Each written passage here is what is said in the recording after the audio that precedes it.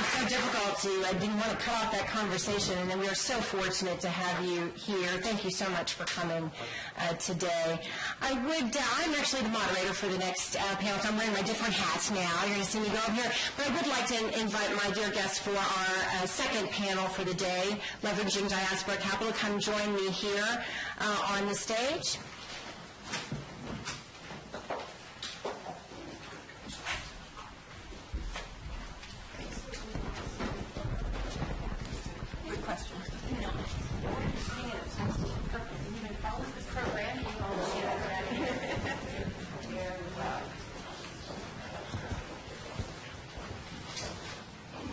So we've been talking today about different ways that we can engage the diaspora for different purposes. And so in this part of the conversation, I wanted to turn our attention to talking about how to reach out and engage, involve, and also listen to diaspora. Because diasporans not only have good ideas, they also have capital that they often want to marry with those good ideas to send back home and to really make a difference back in their country of origin communities. It's obvious to an audience like this that diasporans matter because of remittances, the money that they sent home to friends and family, totaling just last year over $500 billion. But I think it's also important for us to think about that good old phrase, how to go beyond remittances. And it's so interesting because that phrase has been with us now, I think, for almost a decade.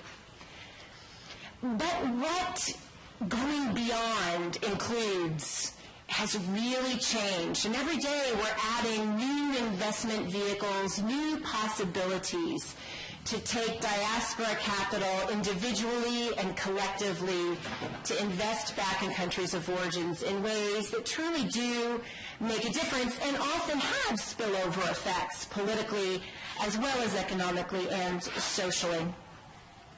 One of the things I think is interesting about diaspora investments, my team and I have been studying this for quite some bit of time, and one of the things that I find really inspiring and fascinating about diaspora investment is the motivations aren't exactly what you might think on the surface.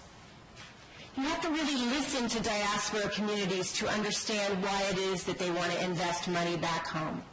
Because it's often for reasons other than to make a profit, in some cases.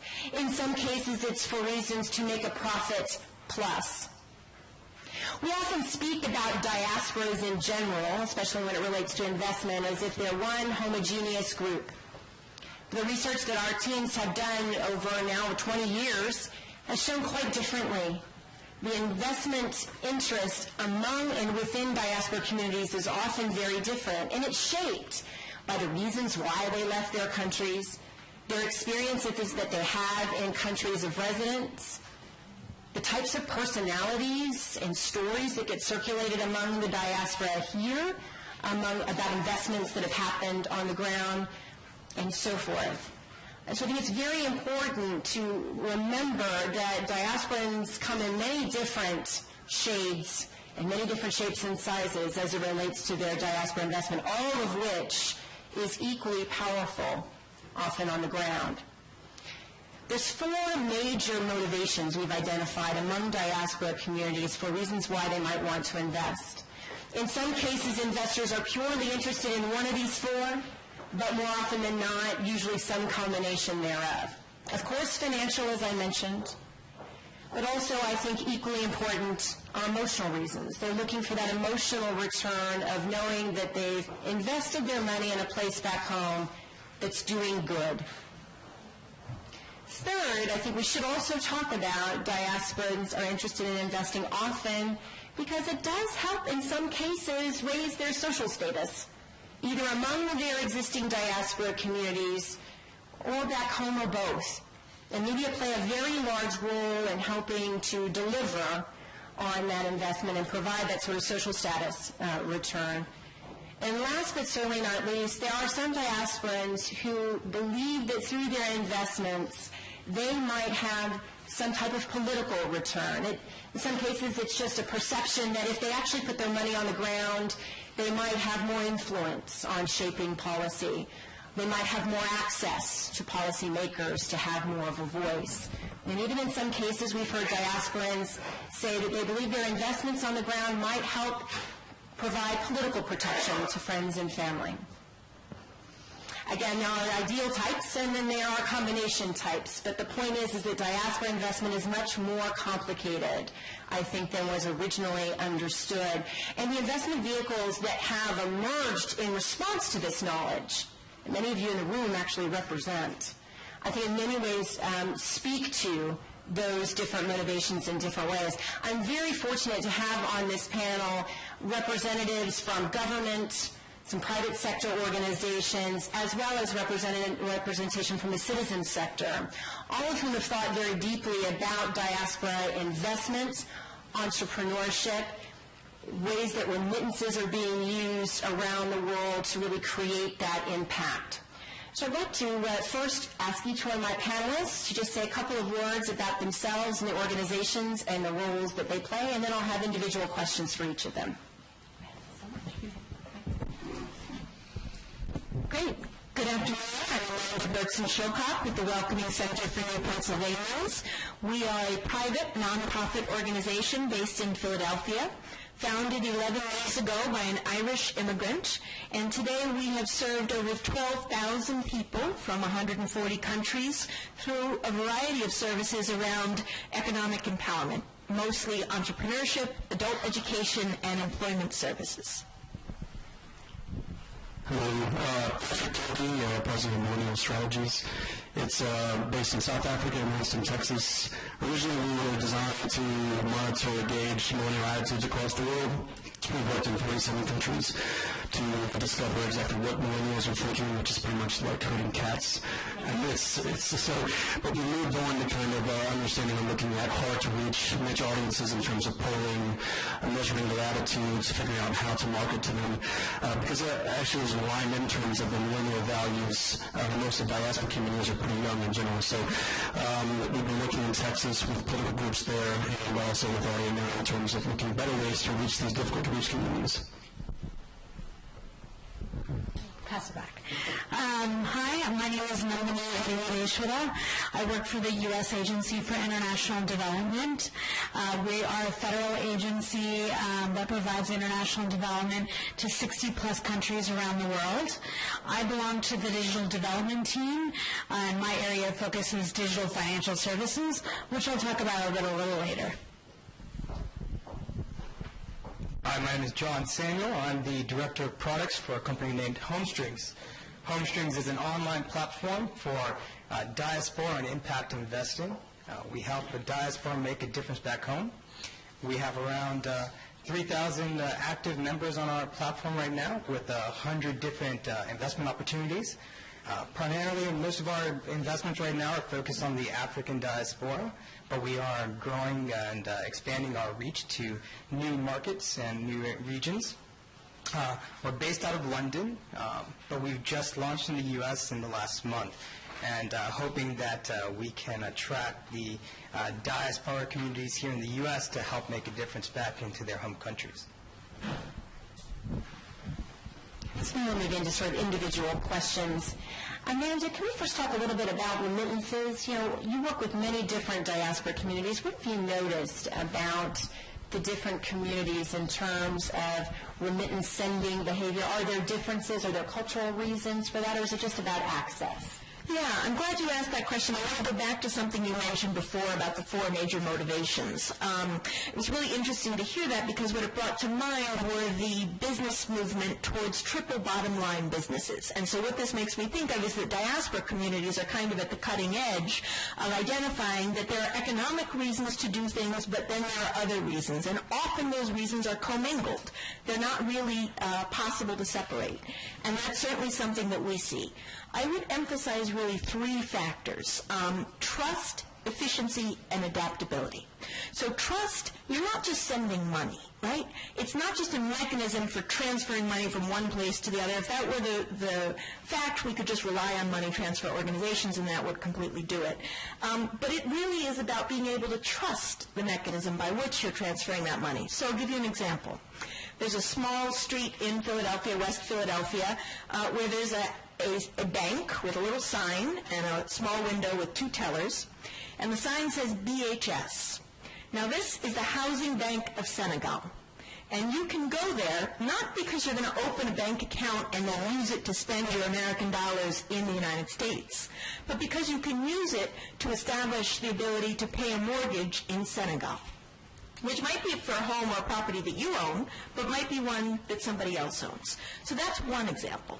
The other point around efficiency, I don't really mean that in the sort of Federal Express sense of the word efficiency. I mean it in the sense of people being able to use money transfer that builds on top of the personal and social networks that they already have. So here's another quick example. It's a bank in Kenya that provides the opportunity to establish, you can use a mobile app with M-Pesa, and then you can transfer money from your American bank account to your Kenyan bank account, and then from the Kenyan bank account use M-Pesa to transfer that money to a family member or to anybody else that you're trying to reach. That's not a brand new service. That's building off of that network that people already have. So we certainly see differences among ethnic communities in terms of the level of developed country that they're coming from, the level of social status or education that they may have, but those three factors of trust and efficiency and adaptability are consistent across different communities. Now, Patrick, speaking about different communities, you were mentioning that you all have done a very interesting deep dive in research through the Audio Now platform with the Somali and Haitian diaspora. I really enjoyed reading the study. I wondered if you could share with our audience a couple of major finding highlights from that project. Sure. The project she's talking about is I work with Audio Now that I believe you mentioned that they reach about I think a million unique listeners a day or something of that sort. Two of the diaspora groups in which they connect with are the U.S. Haitian diaspora and the U.S. Somali diaspora. We found that Audio Now reaches approximately 50% of the known Somali diaspora here in the U.S., which is significant, and also, give or take, approximately 30% of the U.S. Haitian diaspora here in the U.S. I come from the polling industry, communications industry, and there is a very hard time understanding how to reach these particular groups. Oftentimes, this seen as too costly. There's no good data out there, market data. So it's usually when you're trying to market to these groups or understand these groups or measure these particular diaspora communities, have to resort to more creative niche marketing companies. And so there is a unique opportunity out there for those that are looking to kind of find new technologies and new ways of measuring and kind of reaching these particular organizations. And so I figured, while the findings were, for this particular study, we looked at remittance habits of these Somali community and Haitian community. Pretty sensitive topic, one that is really hard to play with, but we received a pretty good response rate from both communities. The Haitian community was something close to 22%. The Somali community was a little bit less, about 15% or so. But comparatively, most polls, at least kind of pure standards, it's normally a 7% response rate for most polls. So it's amazing that this platform of Audio Now is able to reach such a high group of response and have such a high response rate. But we've done several polls, and consistently it's been up over 30% or so. And that's pretty profound. I think when we're looking at going forward, I should probably say this, that this is a whole new discussion. We don't really know the right way to target these communities and measure these communities. But I find this exciting because we're very much at the beginning of the discourse of how to best create an approach that allows us to market and target these groups. And so I think there is a responsibility in terms of creating the right strategy that allows us to use this goodwill and this high response rates, because I've worked in politics. I come from the world of Clinton and worked in these campaigns, and consistently I think the one thing that stands out in these diaspora communities is that, which has been discussed and talked about this whole day, is that they have excitement and enthusiasm and desire to be heard. and for our voice to matter and to be a part of the conversation. Now, with this goodwill, it's our opportunity to figure out how to best to do that. And so, with these new platforms like Audio Now, these call to listen platforms, we have a responsibility to build a relationship with the listeners. Too often, in the polling industry and the communication industry, which I feel is an important part of developing business strategies and corporate strategies and then public strategies of how to integrate these communities into their portfolio.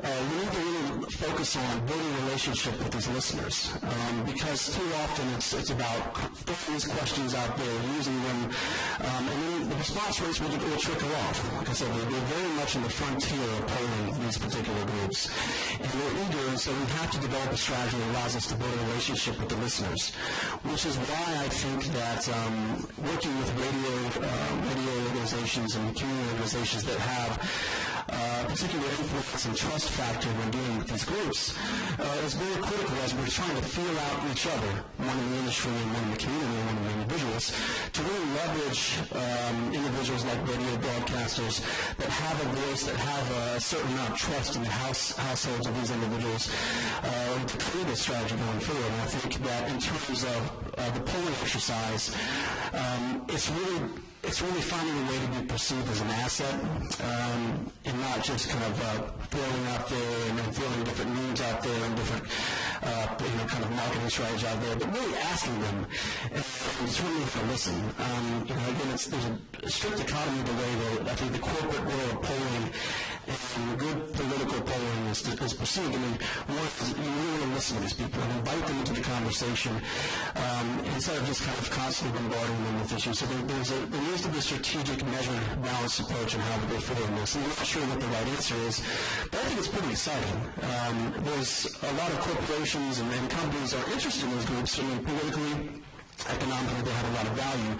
But again, it's about finding a smart, cost-efficient, creative way of reaching these groups and about building a long-term relationship with them. It's not just about the immediate poll, but it's about building a relationship over time.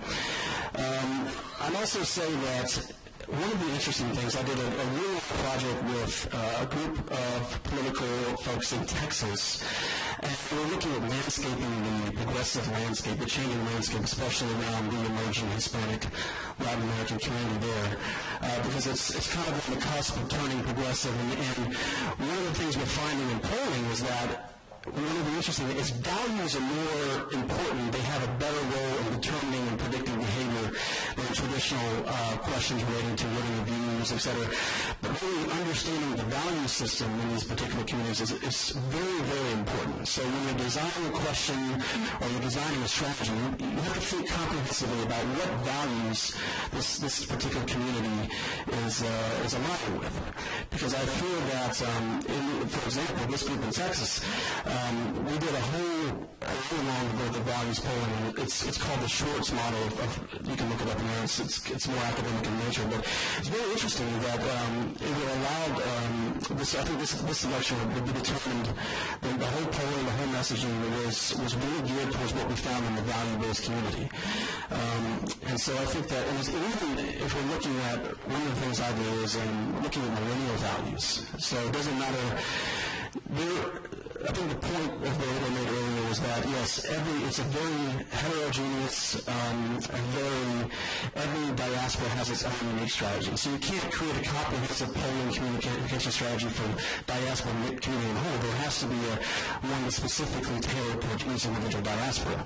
So the key is finding, various characteristics that allow us to target them as a whole. And I think one of the interesting things are that millennials, which make up a large proportion of these particular diaspora communities, have a transnational alignment in values, which is exciting. I mean, we're seeing new generational institutes pop up across the world that you can go to Chile or Russia, or you can talk to individuals here or there. Millennials have a general alignment of what they feel about the role, what their role needs to be. I mean, I think part of this has to do with social media and new media. But as we're looking at targeting these groups, I think there's an opportunity to target millennials as a whole within the diaspora communities that they might have more in common than we realize. And so that's another exciting level of research. I'd also say that in the polling business, it's about efficiency, and when you're creating a strategy in terms of whether to invest, how do we approach these communities, it's about how do we create a cost-efficient way of doing these communities, because it's very hard to reach these communities and figure it out, but they have a unique sphere of influence. Intellius, which is probably the leading organization of gathering data on immigrant communities, especially not just here but around the world, they're looking at who in these communities has the most influence. And so if you look at one person that has a particular influence or role within the community, whether it's the radio broadcaster, the community organization leader, the head of the household, they impact 6 people within that sphere of influence. So we're not just targeting them, you're targeting 6 to 10 people around them. So it's interesting because you're going to get a higher quality of responses instead of just a normal polling communications business. You're getting one person and you don't know whether those responses are legitimate or not, but you're targeting not just one person, but their whole entire community infrastructure. So I think this relates again to the relationship between values, community, and their sphere of influence, which is exciting. And lastly, I'd say that I think probably shouldn't be saying this, but I think that technology is a very interesting thing that can be incorporated and figure out how do we use this, such as the call to listener platform, such as social media. There's a lot to be determined, and it's exciting, and I think this study was an indication that we find creative ways to integrate the full system, where someone is calling, someone is listening, someone feels a part of the community, but we're really developing a relationship in the community. It's not just, there's a from Arkansas politics, they call it picotics there. We're not just throwing away technology, we're not just looking at numbers, but we're building a relationship. This is very, very critical. I mean, you can talk in the clouds all you want to about numbers, but there's a unique and a special opportunity in terms of the human component involved in developing a strategy. And so I think in terms of how we're using technology and how we're utilizing these platforms, there needs to be a relationship in thinking about how do we create a human interface, how do we build a relationship, how do we build a long-term strategy to engage and consistently reach out to these communities. And so, I don't want to sit and say I know the answers, but I think that we really are on the cusp of a new wave. And as companies and as organizations are looking towards these communities, it's going to be an interactive and kind of dynamic experience. And I think it's an exciting time in terms of the research and communications field. Thank you, Patrick. Before I turn the mic over to our next 2 speakers, I just have to share with all y'all a personal note.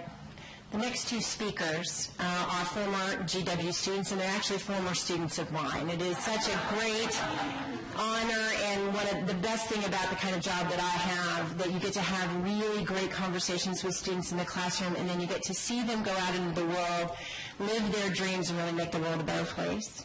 So with that, I would like to turn the mic over to Nandini. Nandini, your team at USAID recently rebranded, and I'm still trying to get used to the new name too. It's from Mobile Solutions Division to Digital Development Division, and you mentioned that in your introduction. Can you share with us a little bit about why the rebranding and then how the rebranding has shaped and changed the way your organization, which interfaces with lots of different communities, but how you specifically interact with diasporas? Sure. Does the mic work? Okay, great. Thank you, Lisa.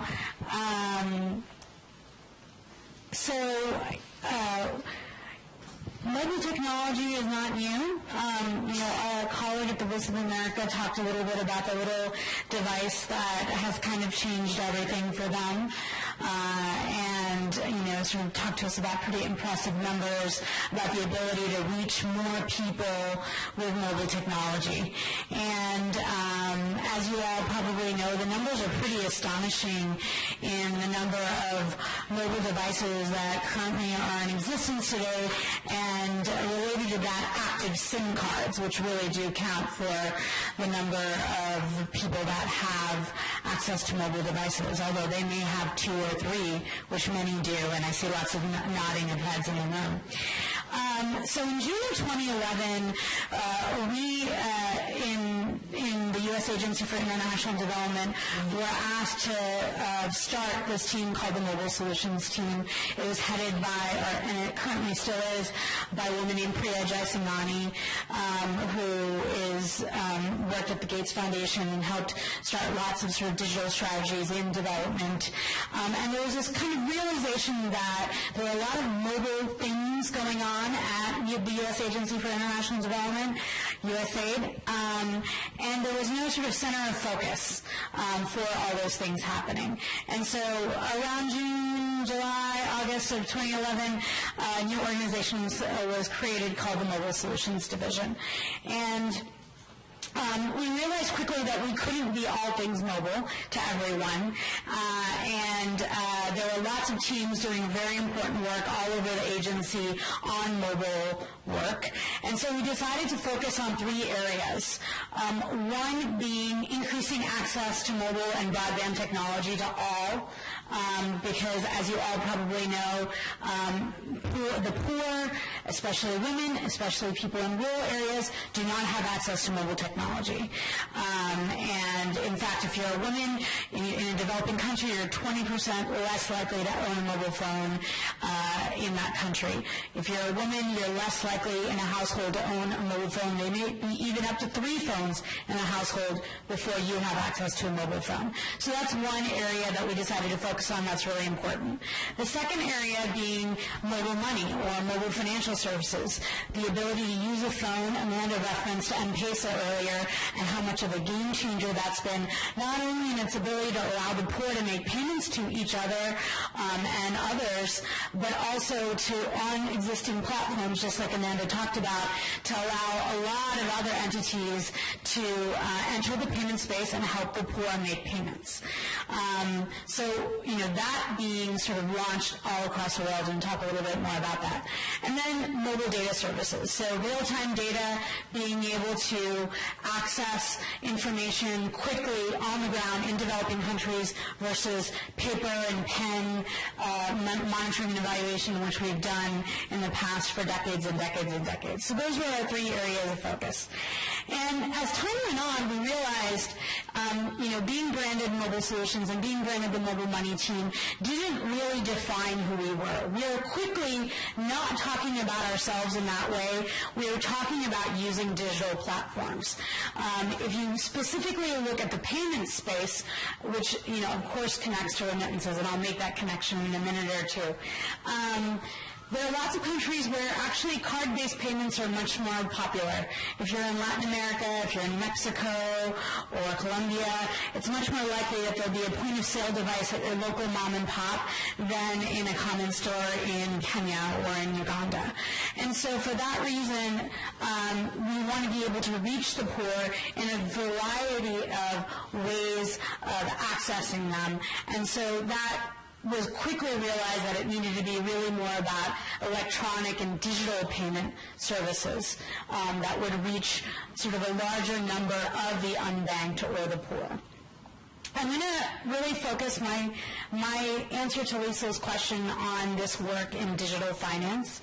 And we've chosen to focus on digital finance because, as you all probably know, the banking system and the formal financial systems in the countries that we work in, our families are from, haven't done a great job reaching the poor.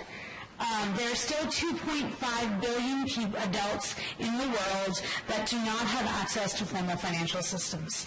Banks have been in these countries for about 200 years and consistently are not reaching a large portion of the population. And frankly, in some ways are not interested in reaching those populations because the business model would be very expensive for them. However, in the last 10, 20 years, we have seen new business models that are reaching the poor. They're creating financial services for the poor where those business models didn't exist before. And those business models are creating an ability for the poor and the underserved to actually be included, financially included in these systems where they weren't before. digital financial services are pretty relevant for the diaspora on a lot of different levels. As Lisa mentioned, in 2012, there was about $401 billion in remittance that were made globally from one country to another, and there's been about a 5% growth rate. So every year it's growing more and more. If you look at just the amount of money that's being given in overseas development assistance, it's only $150 billion. So the numbers are quite different, and the numbers for overseas development assistance are going down, as our colleague in VOA was talking about. So, it's quite important to be looking at how remittances are impacting the economies of the countries that we're talking about. They're a huge part of economies in India, China, Mexico, the Philippines, Nigeria, Egypt, Pakistan, Bangladesh, and a lot of other places. And in fact, they're so important that the G20 recently created a group as part of their global partnership on financial inclusion that was focused on markets and payment systems that can try to address challenges in remittances. What's interesting is I was part of a similar conversation hosted by the State Department on Diaspora 2 years ago, and we talked about remittances and the relationship to mobile financial services and digital financial services. And the conversation is very different now in 2014 than it was 2 years later. In 2012, if we talked about prices and how much remittances cost from one country to another, most of the MTOs, money transfer operators, would kind of say, don't talk to me about costs. Let's talk about something else. But now, new business models, including digital financial service business models that have been able to really cut costs, have forced traditional MTOs to lower their costs at a really significant rate. And so that's been a really sort of wonderful thing to see, that we're seeing what technology is supposed to be doing, increasing competition and lowering costs, and ideally bringing more financial services to the poor. It's one of the reasons that we really wanted to shift from just using mobile technology and addressing mobile technology to really digital technology.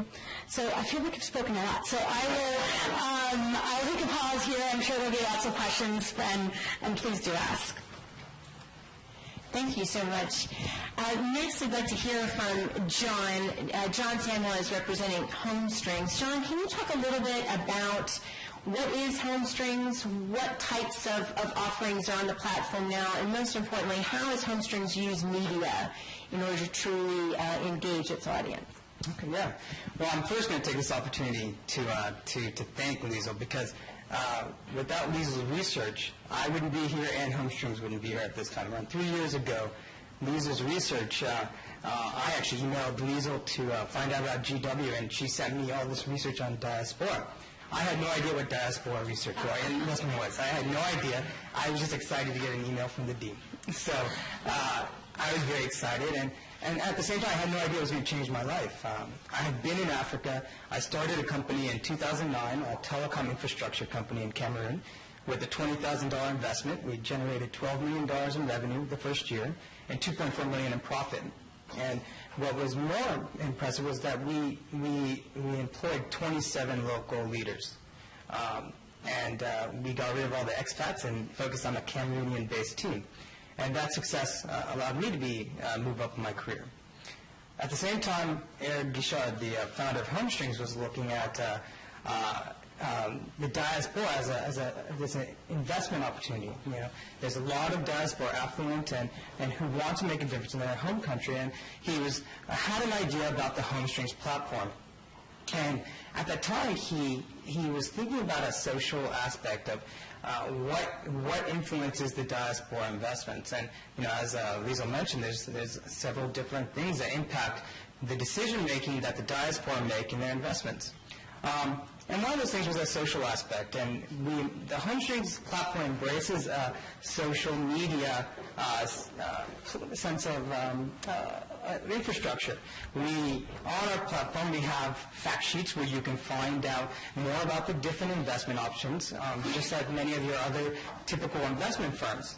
But we also provide groups where members can engage with other individuals to talk about the different opportunities that are there. One of those things that we realize that, as Amanda mentioned, is the trust. You want to know where your money is going and making sure that that it's going to the right places. And all our fact sheets, I'll go back to the fact sheets for a second. We look at three criteria when we evaluate any investment. It's the impact, the risk, and the reward. And what we're realizing now is that, it's easy to measure the risk and return in some ways, but it's that impact. How do you measure that impact? And we've been struggling with this idea for some time, and we're trying to figure it out. And we're trying to reach out to the diaspora to help us measure that. And one way we've been trying to do that is using our social media platforms in terms of Twitter and blogging, and also videos. What we'd like to do is, for all of the different investments that we have on our platform, we would like the recipients of this investments. Let's take a project in Senegal, for instance. The Senegal sovereign bond that was investing in the toll roads around Dakar. And anyone who's been to Dakar understood the traffic and the congestion that caused. But it took an African development banker to present this at a conference that we held, that it saved her hours in traffic time when she was going to a meeting. But these are the type of things that we're trying to get the local recipients to discuss on social media and talk about the impact that these type of projects are doing and the impact that they're making. So not only that we'll have the return and the risk measured properly, but now we can also measure the impact. So the user engagement is something that's very important in terms of our platform. And I think that's what separates us from your typical investment platform. It's the social media aspect and the engagement that it's required between the members and the entrepreneurs to be able to engage in one another and to provide the trust and the communication and transparency to know that your investments are going into the right type of vehicles. So I think again, it's one of the things is for us to raise the awareness of HomeStrings, because it's a great opportunity for the diaspora here in the U.S. and abroad to be able to invest back into their home countries. And we encourage people to also to host their ventures and looking for fundraising onto the platform. We do a complete due diligence on our side before hosting, and we do, again, like I mentioned, we look at the impact, risk, and return to make sure that these are opportunities that our diaspora members would be interested in participating in. It's such an interesting panel, I think, because so often I've gone to events where we talk about diaspora investment and it's all focused on where are we going to sell them. And what I think is really interesting about the conversation we've had here today, it's also about listening, giving the diaspora a voice and shaping what's actually offered, brainstorming with them and engaging. That's a word that was used a lot here, engaging, involving, exciting diasporas to truly try to shape that capital into meaningful investments on the ground. I'd like to turn the mic over now to you, the audience. Do you have questions for our panelists? We'll have a mic running around. I think we have a question up here at the front. If you could just state your name and your organization before your question. Hi, I'm Sonia Plaza. I work at the World Bank on migration, and I'm the co-chair of Diaspora, of the Global Knowledge Partnership Movement. And I know Lisa, yes, for her research. I use her research for my book that I produced on Diaspora for Development in Africa. So I'm very proud of being here. I have two questions, because I work once on the USAID, in the role of USAID in terms of advocacy, to reducing more the cost of remittances. Because despite that you said that the conversation has shifted a lot, and I agree with you that there's new technologies and the new digital money is coming.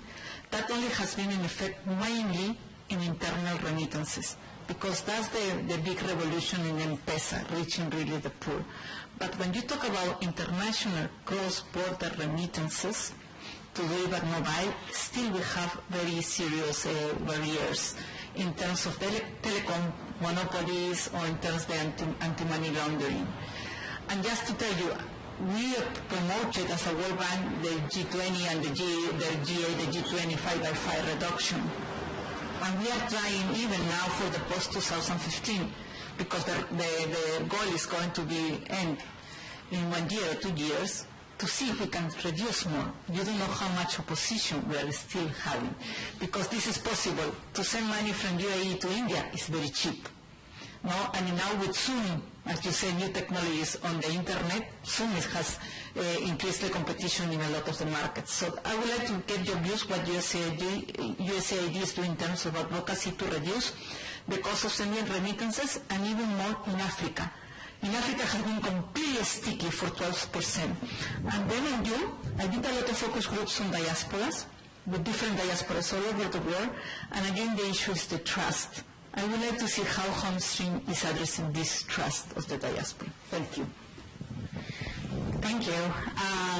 It's always funny to answer a question when you think that the audience member knows more than you do about the subject.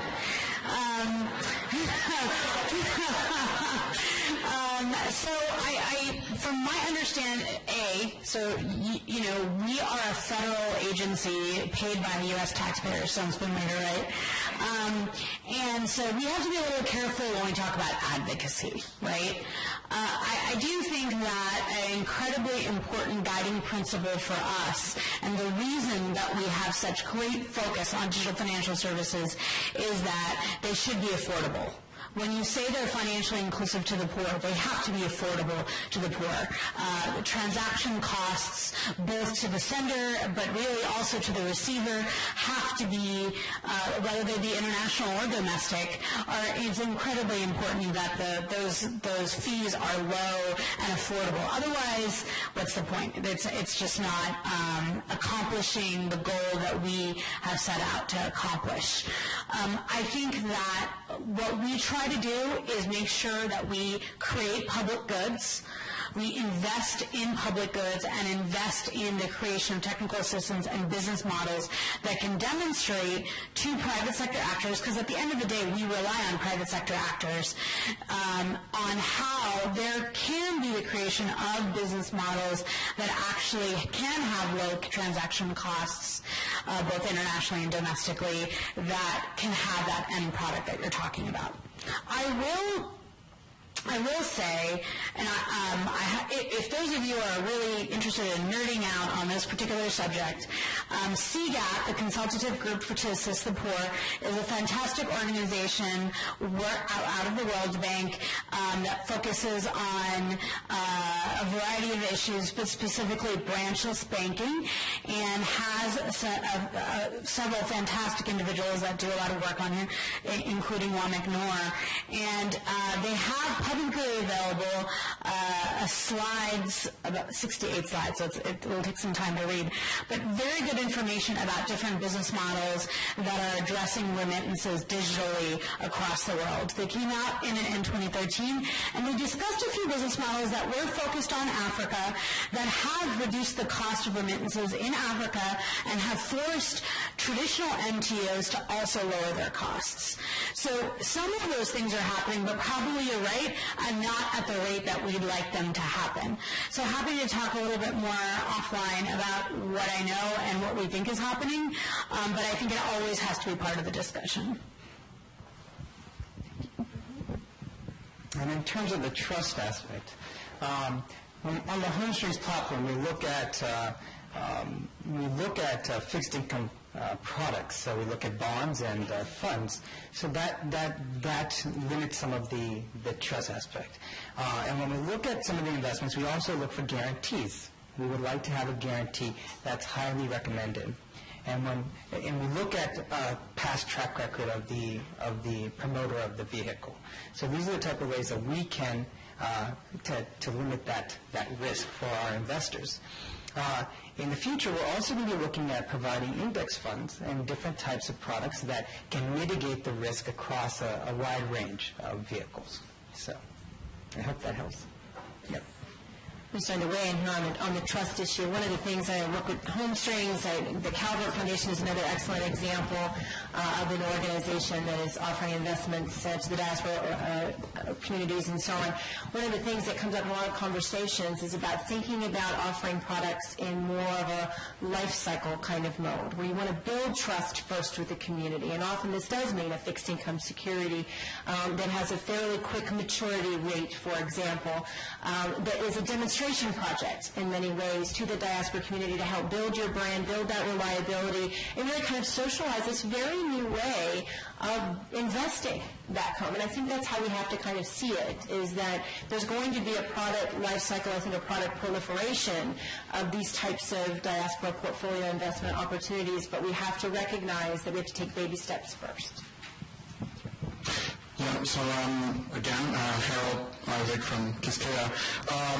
One of the things, like I'm listening to it and I'm seeing the global picture that you guys are projecting, but I would just like to add one thing to it. Right now, if I can buy a bag of rice for someone in Haiti right away.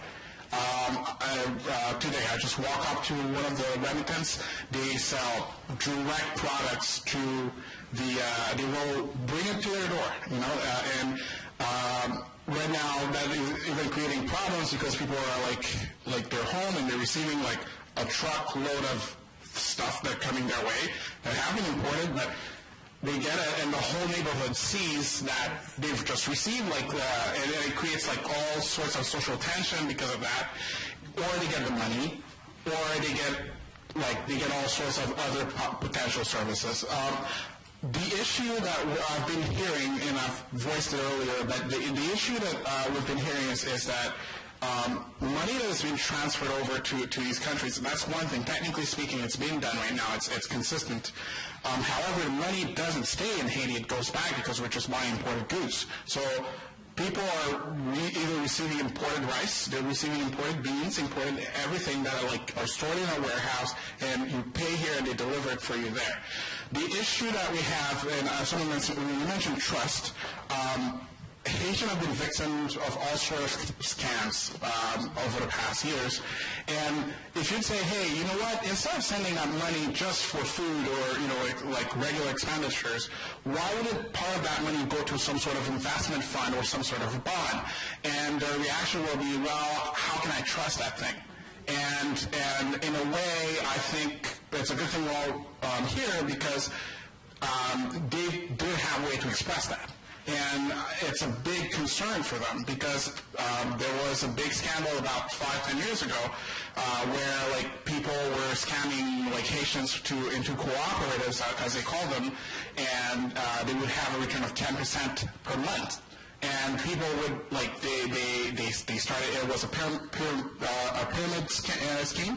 And they started paying off their first people, and then thousands of Haitians got totally ruined into these things. So clearly, two things I'm pointing out is first, I'd like to hear about some mechanism that would allow Haitians and the Haitian government, because they're all isolated. We have the operators, the transfer operators, and the Haitian government isolated from each other and us, and basically a mechanism that would allow money to be channeled to some sort of a bond. And also some sort of accountability mechanism that would allow people to monitor what they're getting their money into. So that are the two things that I'd like to get some clarification about. I guess this is towards you. Is it on? Yeah, I think it's on. So I'll adjust the investment side. So that was one of the reasons for the formation of Homestrings. Because previously, if someone wanted to invest back in their home country, you would have to transfer the money to a relative, and hopefully that person can use the money for the right thing. But there are vehicles available, and what the problem in some studies show is that the reason some diaspora investments haven't worked, or diaspora bonds haven't worked, is a lack of awareness. People don't know that they are there, and there are proper instruments that are guaranteed by specific agencies. So in that sense, that's why the HomeStreams platform is there.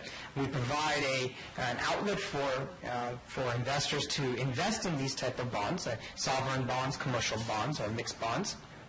And you also get a monthly fact sheet of your own portfolio and your status of what's going on with your investments, so that there is more transparency in these type of investments now. And that's what the platform provides. Our platform is innovative in that sense that it wants to be the premier platform for frontier and emerging market investments. And so that way we are developing this investment platform purely on that stance, and bringing in bonds and funds that meet those needs that you're talking about, that we can look at the trust factor. Do you have Haitian bonds? So actually, that's something that where there are some rumblings of some Haitian bonds coming out in the near future, and it's something that we are evaluating at this time. So I think by Q1, Q2 of next year, you may see something in the Haitian bond sector coming out. So in terms of the Haitians, you can be looking at something like that, a diaspora bond. But at this time, I'm not sure exactly on the details. It's just news in the market. So, but I would recommend you to look onto HomeStrings and also just keep on looking online. And one of the best things about our platform is that we provide relevant news for people looking for investment news. And I think that's actually one of my favorite things on the platform is on the mobile app and on the website is the relevant news in terms of emerging market investments. It's all in one place. You don't have to go searching 50 different things, and if you're interested in that, I would highly recommend you looking at the HomeStrings website on the news section. So just to jump in, I want to go back to one thing Patrick said and one other thing earlier. So 100 years ago, if you were an immigrant working in a manual labor job, you would join a hometown association for funeral insurance in case, God forbid, you were killed. Your parents, your family would at least have money to bury you. But now, today, those hometown associations became the vehicle by which, as you heard earlier, the Mexican government, for example, created the 3x1 program, the 2x1 program, in which hometown associations that were already making investments in building a new rec center or building a new playing field in their villages were then supplemented by government funding to allow for larger and broader projects. So that's one thread. But the other thread goes back to something that Patrick said, which is about the transnational alignment of values. If we think about the fact that in the U.S. 10 years ago, we didn't have things like Kickstarter or other crowdfunding mechanisms, millennials and other young people today are looking for ways in which reputation and personal relationships can be leveraged to build something that's bigger than what they can accomplish on their own. So whether you're on social media and you're watching what's happening in Missouri or in Hong Kong or in other parts of the world, I think if we appreciate the ingenuity of immigrant and diaspora communities, and you think about the fact that 100 years ago you had Italian immigrants building a railroad, forming a hometown association, and today you have the Mexican government matching tens of millions of dollars or pesos for the hometown association's funding, I think that starts to get at some of the trust questions, that there are alternative proof of concept, if you will, that immigrant communities are helping to establish in the U.S., and that it's a circular flow. It's not simply that developed countries are informing developing countries. It's also happening the other way around, in which sort of the immigrant ingenuity is playing out on a larger scale through new financial products, as we're hearing, but also through relationships that are transnational, and they're sort of uniformly transnational. It's weird now to be in your 20s and not know somebody who's traveled elsewhere, lived elsewhere, speaks other languages.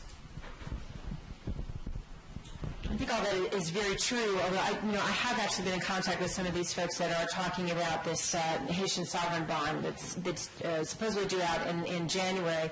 And there is a recognition, I think, of those individuals that in order for this to work, they've got to get out and really talk to the community about it and make sure that the diaspora community has some kind of input or say in where that money is going. I think that's very important. Even to do surveys among diaspora communities, any diaspora community, but I happen to know the Haitian situation quite well because my dear friend Kathleen Felix Alphonse, who is unfortunately unable to be here today, but of course is out there in the market right now doing a very large survey of the Haitian diaspora to do exactly what you're asking, to really listen to what it is that Haitians want to invest in, where they would like the money to go, and what kind of, and brainstorm really with the community, alternative vehicles to leverage that capital. So all really good points. Is there another question from the audience? We have time for one or two more? Yes, sir.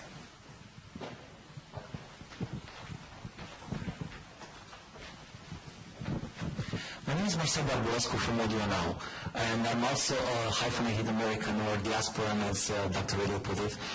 I just want to add one more reason why diasporans would invest back in the country, and that can be resources. It can be human resources or natural resources.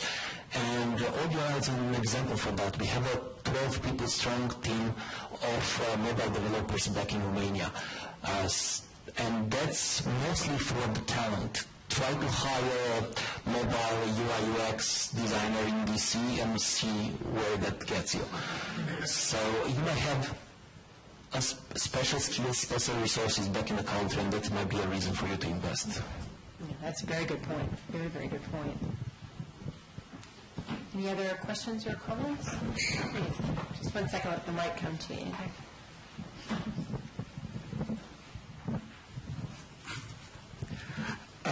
Thank you. My name is Georgia. I'm the publisher and editor of the Ethiopian newspaper here in Washington, D.C. And I also do as a community outreach consultant. And I want someone to do with audio and how to. So I've been here about 14 years in this United States, and when I do this journalism or media or networking things, I'm always wondering about, when I'm listen to NPR, there's this saying I love that. It says, let's do the numbers. So, like Patrick said about the poll, when we do the numbers, we always miss bad things because America loves the numbers and Western civilizations love the numbers. And the reason we're behind in Africa is we don't do the numbers. But when I come here and when I see you don't do the numbers in terms when it comes to ourselves in Africa. The reason I'm saying that is just when you, for example, I'm talking from my Ethiopian community perspective, who's had the authority to tell how many people, how many diaspora communities there out there here in the United States. And when you see these figures, it's funny, sometimes if I'm a comedian, I can do, very funny things in here. Because if you see the media, the Washington Post, sometimes it says 30,000 here in the metro area. And if you go to Washington, D.C. mayor, the mayor himself says Ethiopians next to African Americans, the largest black community here in the metropolitan area. And in terms of the numbers, they say it's about 250,000 something. And there's these institutions, the international migration policy institutions, they do a research. And once they release these figures, here in DC metropolitan area, there are about 350,000 Ethiopians. So, we use a lot of things in here. When I do the business in helping, for example, in terms of rentals, I'm trying to, people want to advertise. Rentals company like Western Union and MoneyGrams, and even international financial and micro institutes, always ask me something. How many Ethiopians are out there? I don't know. Once we had a meeting with a census in 2010 and asked them, what do you are you going to solve this problem because we're having this problem? Because we had a meeting with the authorities. They said, no, we don't do census on ethnic basis. We don't do census on Ethiopians or those kinds of things. So we have this challenge first. So we don't know, and nobody knows. The government do not know. The business institutions, they don't know. I don't know who can be trustable in terms of this. So we lack this. So let me tell you about in 2008, there was the Ethiopian for Obama movement, and that was a crazy time. That was the right time to do business. Ethiopian, they organized themselves for the first time because of President Obama, candidate Obama back then. They would like to, do miracles. And they mobilized different countries, they organize themselves, they call Ethiopia for Obama. And only in Virginia, they were able to mobilize from 10 to 13,000 voters. Can you imagine what that means? 10,000, 13,000 voters. That's huge, because we're making a difference. It was a couple of hundreds of the figures. So the reason I'm saying this is just to do business and to, in terms of remittance or development or all these global diaspora things is first we need to do this list of the numbers. I don't know. Thank you. Well, I think it's a very nice comment, I think, to kind of pause here for a moment. I mean, it is absolutely true that it is important to do the counting. It's difficult, I think, for diaspora, any organization that's trying to reach out and engage diaspora communities. They have to solve the question, when you want to reach diasporas, who do you call? I always tell my students, back when I was a student, the big question that we always had was, when you want to reach Europe, who do you call? I mean, as Kissinger used to say. Now, I think our question for the 21st century, in terms of really truly engaging in the global space, is when you want to reach the diaspora, who do you call? And it is very difficult because there isn't one repository of information of numbers or access points. And I think that is a challenge that all of my panelists, I think, face in a very creative way. I want to thank my panel for this great conversation. I hope it continues, because we do have coffee and snacks set outside. We'd like to feed you well here at George Washington University. We have another exciting panel coming up. My dear colleague Jennifer Brinkeroff, who I see back in the audience, is going to kick off our third panel in just 15 minutes. So you know how I am about time. It's already been established. I'm going to come up here and try to call you all back in just a little bit, but let's just take a little bit of a pause here between panels.